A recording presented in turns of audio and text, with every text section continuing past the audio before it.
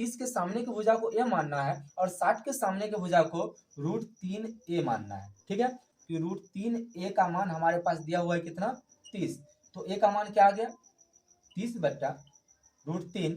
अब इसके हर का परिमेयकरण करेंगे, क्या आ जाएगा 30 √3 बट्टा 3 और इसे काटेंगे 10 बार में, तो आ गया हमारा 10√3 मीटर। हेलो बच्चों, स्वागत है आपका हमारे YouTube channel golden classes Rampur में। तो आज इस वीडियो में हम पढ़ने वाले हैं क्लास 10 के मैथ का 9वां चैप्टर ऊंचाई और दूरी, यानी कि हाइट एंड डिस्टेंस। इस वीडियो में हम इस चैप्टर का बहुत ही इंपॉर्टेंट क्वेश्चन को पढ़ेंगे। तो चलिए शुरू करते हैं। हमारा पहला क्वेश्चन है, भूमि के एक बिंदु से जो मीनार के पाद बिंदु से 30 मीटर की दूरी पर है, मीनार के शिखर का उन्नयन कोण 30 डिग्री है, तो मीनार की ऊंचाई ज्ञात करें। आपको पता होगा कि इस प्रकार के क्वेश्चन को बनाने के लिए बहुत ही लंबी प्रक्रिया होती है, और जब यही क्वेश्चन हमें ऑब्जेक्टिव में मिल जाता है तो इसको बनाने के लिए कोई शॉर्ट ट्रिक नहीं मिलता है। इस प्रकार के क्वेश्चन को बनाने के लिए सबसे आसान ट्रिक है, इसके लिए आपको एक सूत्र याद रखना होगा। यदि किसी समकोण त्रिभुज में कोई कोण 30 डिग्री है तो स्वाभाविक बात है कि दूसरा कोण 60 डिग्री का होगा ही। तो याद रखना है आपको कि 30 डिग्री के सामने का भुजा जो होगा उसे a मानेंगे, ठीक है। 60 डिग्री के सामने का भुजा को √3a मानेंगे और इसके कर्ण हमेशा 2a के बराबर होगा, ठीक है। जब इसका न्यून कोण 30 और 60 होगा तब हमें यह अनुपात याद रखना है, ठीक है। और जब किसी समकोण त्रिभुज का न्यून कोण 45 डिग्री हो तब दूसरा कोण भी 45 डिग्री का ही होगा, ठीक है। इस समय आपको याद रखना है कि इसका कर्ण जो होगा √2a के बराबर होगा और इसकी दोनों भुजा a के बराबर होगा, ठीक है। बस आपको ये दो सूत्र याद रखना है, बस आप इस प्रकार के क्वेश्चन को बहुत ही आसानी से बना सकते हैं, ठीक है। हमारा क्वेश्चन है कि भूमि के किसी बिंदु से, माना कि यह भूमि है और यह सामने एक मीनार है, ठीक है। अब ये मीनार की ऊंचाई हमें ज्ञात करना है, ठीक है। और कहा जा रहा है कि मीनार के पाद बिंदु से 30 मीटर की दूरी पर, मतलब कि ये मीनार का जो पाद बिंदु है इससे 30 मीटर की दूरी पर एक बिंदु से मीनार के शिखर का उन्नयन कोण 30 डिग्री का बनता है, ठीक है। तो हमें निकालना क्या है, हमें कहा जा रहा है कि इस मीनार की ऊंचाई ज्ञात करना है। ये जो है ये मीनार की ऊंचाई, इसे हमें ज्ञात करना है। तो अभी हम तुरंत पढ़े थे, जब भी कभी आपको 30 डिग्री के सामने का भुजा निकालना हो तो 30 डिग्री के सामने का भुजा को आपको मानना है a और दूसरी भुजा, यानी कि यदि ये 30 है तो स्वाभाविक बात है ये 60 होगा ही होगा, ठीक है।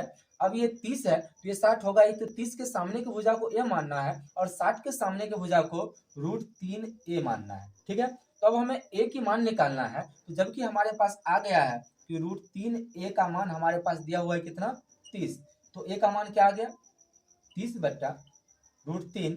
अब इसके हर का परिमेयकरण करेंगे, क्या आ जाएगा 30 √3 बट्टा √3 को √3 से गुना करेंगे, क्या आ जाएगा 3 और इसे काटेंगे 10 बार में, इसका मान कितना आ गया, यह आ गया हमारा 10√3 मीटर। मतलब ये भुजा यदि 30 मीटर है तो मीनार की ऊंचाई जो हमारा आ जाएगा ये कितना आ जाएगा 10√3 मीटर। ये हो गया हमारा आंसर।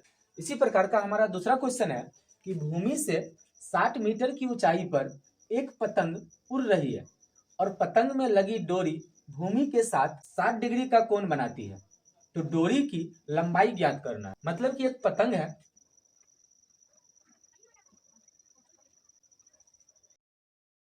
ये पतंग भूमि से 60 मीटर की ऊंचाई पर उड़ रही है, ठीक है। कितनी ऊंचाई पर, हमारे पास दिया हुआ है 60 मीटर की ऊंचाई, ये जो हो गया 60 मीटर, ठीक है।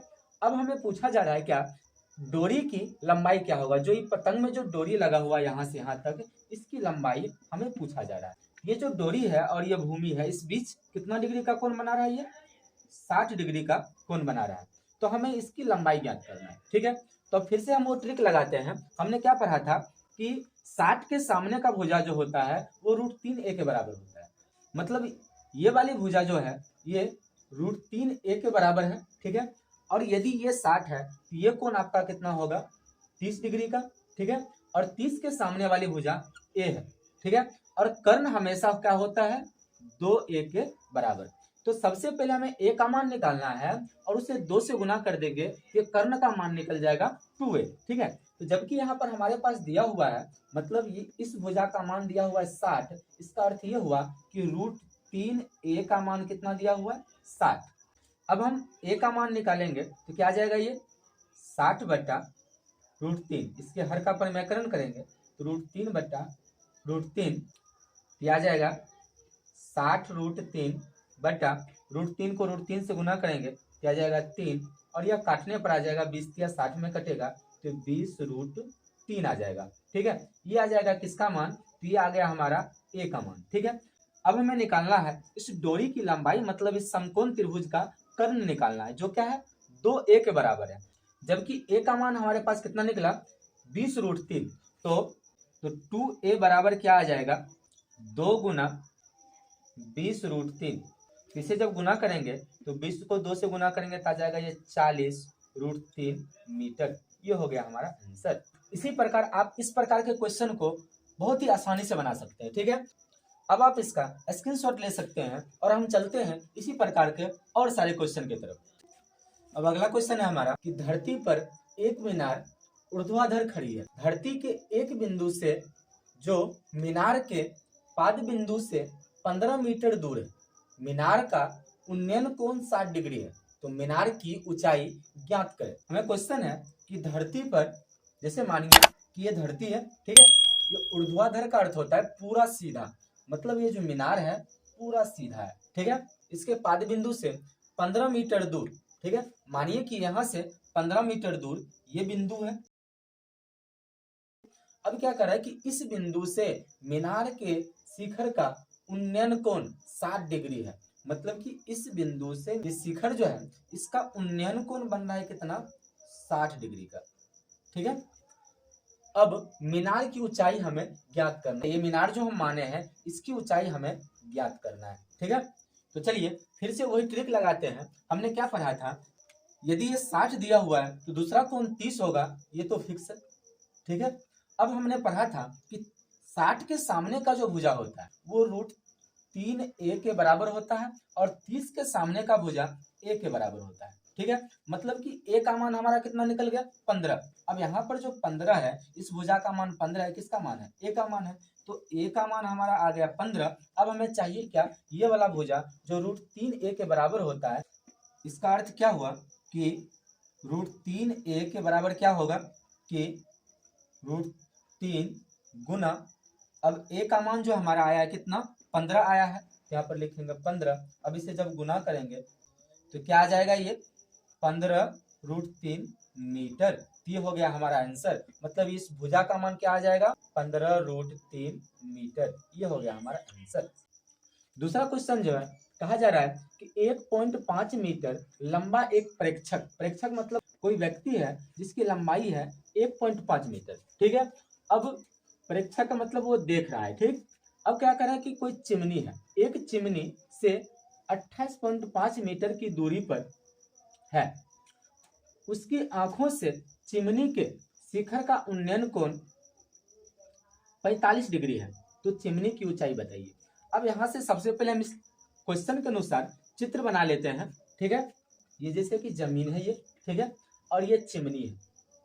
अब हमें कहा जा रहा है कि ये जो प्रेक्षक है उसकी लंबाई कितना है 1.5 मीटर, मतलब कि कोई एक प्रेक्षक है, ये मानिए कि ये प्रेक्षक है। ठीक है, अब इसकी लंबाई है 1.5 मीटर। ठीक है, अब इसके आंख से इस चिमनी के शिखर का उन्नयन कोण जो है वो कितना बन रहा है 45 डिग्री का, मतलब ये जो इसके आंख का क्षितिज रेखा ये आ गया।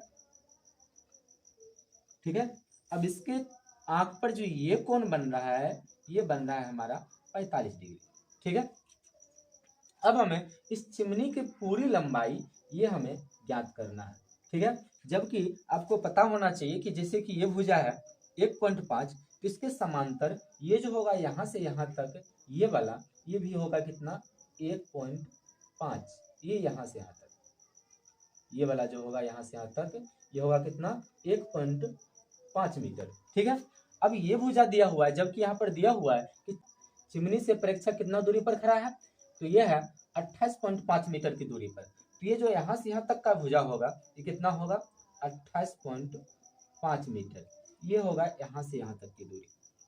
ठीक है, अब आपको पता होना चाहिए कि ये दोनों समांतर है, तो ये जैसे यहाँ से यहाँ तक 28.5 है, ये भी भुजा जो होगा ये भी होगा 28.5 मीटर। ठीक है, तो अब हमें यहाँ फिर से वो सूत्र समझना है कि हमने क्या पढ़ा था, यदि किसी समकोण त्रिभुज का एक न्यूनकोण 45 है तो दूसरा न्यूनकोण भी 45 डिग्री का होगा। ठीक है, अब हम पढ़े थे कि 45 के सामने का भुजा जो होता है वो a के बराबर होता है और कर्ण जो है √2a के बराबर होता है। तब 45 के सामने का भुजा है इसे हम a मानेंगे।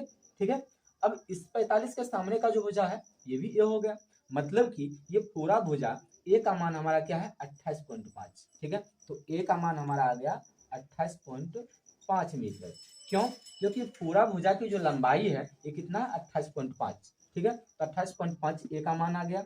अब आपको पता है कि जब ये a है तो ये भी a है, तो यहाँ से यहाँ तक जो होगा ये मान, यहाँ से लेके यहाँ तक का जो मान है ये पूरा a था, जो कितना आ गया हमारा 28.5 मीटर। ठीक है, चिमनी की ऊंचाई क्या हो जाएगा, तो चिमनी की ऊंचाई पहले तो यहाँ से यहाँ तक कितना है 28.5, अब प्लस ये जो है ये यहाँ से यहाँ तक 1.5 है। ठीक है, तो जब ये दोनों को ऐड करेंगे तो आ जाएगा हमारा 30 मीटर, जो हो गया आंसर। ठीक है, इसी प्रकार आप इस तरह के जितने भी क्वेश्चन होंगे उस सबको बहुत ही शॉर्ट ट्रिक में बना सकते हैं। ठीक है, और आपको याद रखना है ये जो ट्रिक है सिर्फ ऑब्जेक्टिव के लिए है, सिर्फ ऑब्जेक्टिव क्वेश्चन में हमें इस ट्रिक का, इस शॉर्ट ट्रिक का अप्लाई करना है, और सब्जेक्टिव के लिए ये ट्रिक नहीं है। ठीक है, सब्जेक्टिव को आप उस तरह से जैसे विस्तार में बनाते हैं वैसे ही बनाना है। ठीक है, और इस प्रकार के क्वेश्चन सिर्फ 10th क्लास में ही नहीं बल्कि कंपटीशन के एग्जाम में भी बहुत ज्यादा पूछा जाता है। ठीक है, तो कंपटीशन के एग्जाम देने वाले भी इस वीडियो को समझ सकते हैं। यदि आपको यह शॉर्ट ट्रिक पसंद आया तो वीडियो को लाइक करें, और यदि हमारे चैनल पर नए हैं तो चैनल को सब्सक्राइब जरूर करें। Thank you for watching.